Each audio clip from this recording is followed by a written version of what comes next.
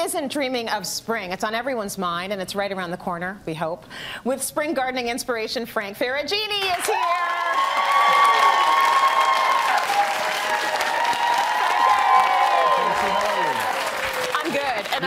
I'm happy that we are going to get inspired now, because depending on what climate you're living in, maybe you've had enough of the winter, right? Yeah. So let's start thinking ahead. You always say the good time to plan for a garden is way before you actually need to start gardening and landscaping. And so you've got some inspo for us today. So some outdoor spaces, you know, a lot of the times many good designers and or architects and some of the contractors that are out there, they're booked out well in advance. So you got to make sure that you book them early, put a budget down in place, and use pictures to inspire you to really curate your project and have a good list about what you want before they even come. So what are some of the trends? And as we know, property sizes are getting smaller all the time. One of the trends is really maximizing smaller spaces, even if it is a condo terrace or something like that. And one of the trends is just making that space really livable.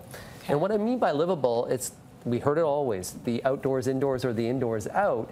It's where you take that space and you use those different room concept outside. So if we take a look at this, you can see this beautiful livable space where you have everything from a little bit of an eating area to a lounge area. That's huge. To even a TV outdoors. Yes, because your TV should really be everywhere you are.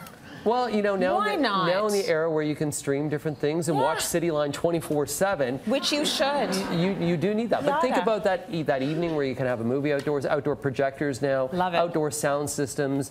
Everything now is both indoors and outdoors, and you can really, even with your Wi-Fi, you can boost it outside and really have it nicely. And also just the fire bowl that's in that space too, because people really want to enjoy it all seasons. It's not just in the summer. In the fall, sometimes I remember one Christmas Eve where it was so mild at my home, where I was out in my backyard at my fire bowl on Christmas Eve. Oh, that's beautiful. Fantastic. That's really nice. It's not just the table and chairs anymore. It's the living area. It's the kitchen outside. Everything's happening outside. Yeah, so and just like you're speaking. Let's talk about entertaining. Yeah, it's entertaining outside. And this, if you look, is a full area, an outdoor kitchen. But this outdoor kitchen here has everything from the barbecue to warming trays to an outdoor sink. Everything. In order to do that, you have to run plumbing, you have to run gas lines. There's a lot of infrastructure that goes behind this, and that's where you get a landscape architect and or designer, because even when you're creating your property, building your property, some of these lines have to be done.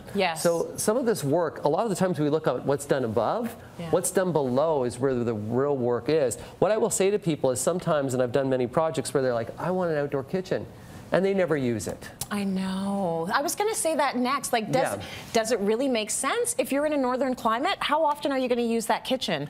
And is it okay to have just an outdoor kitchen happening when it's getting really cold to freezing out in terms of temps? Depends on how much you like your friends. Right.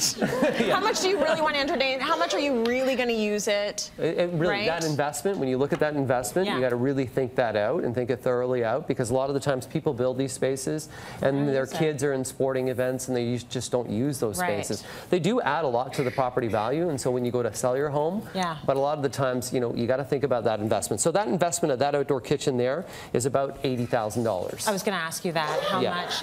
I'd rather invest that in my indoor kitchen, but listen, if you got the money, spend it, honey. Do what you want. But you know, an outdoor kitchen could be something as simple as just really a barbecue, a pizza oven. You can really simplify that overall. So you don't necessarily have to do that. Now, let's talk a little bit about the night.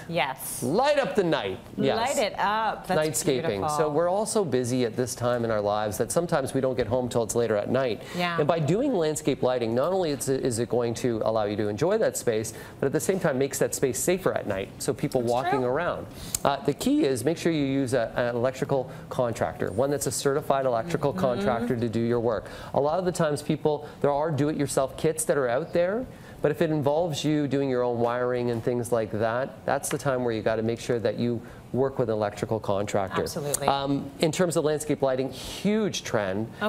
Because it adds really a different atmosphere, and even for aesthetics, it's really quite nice. That's beautiful. It's sexy is what it is. It that really gorgeous is. Layered lighting outside. So meditation, we know meditation's huge right now, right? So spaces for tranquility, meditation spaces. So you look at this nice little rustic little reading garden where people can go and just sit there and listen to the sound of water while the echinacea are blooming.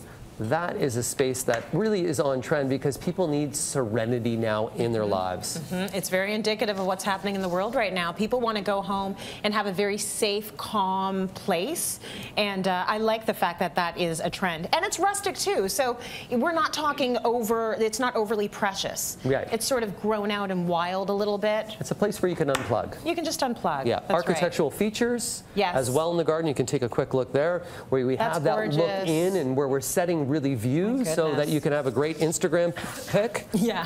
Here's where you're not unplugged because you have to photograph that, man. Simplicity, Yes. you know, where you just really don't have to do a whole lot. Let the property itself speak so you can see all the nice gardens that are there. And then finally, which I think is really important now that things are getting busier and sounds are getting greater, especially in a city. Yes. Soundscaping. And what we mean by soundscaping is the use of water in the garden to drown out sounds around. So where you have maybe a busy street or you have other things happening that are really maybe even an air conditioner or something you're hearing, using the sound of water will diminish that away, but just makes you go to the bathroom. Yes. It's beautiful and you have to pee. Yes, you do. Very In life, nice. in life, you all have to pee.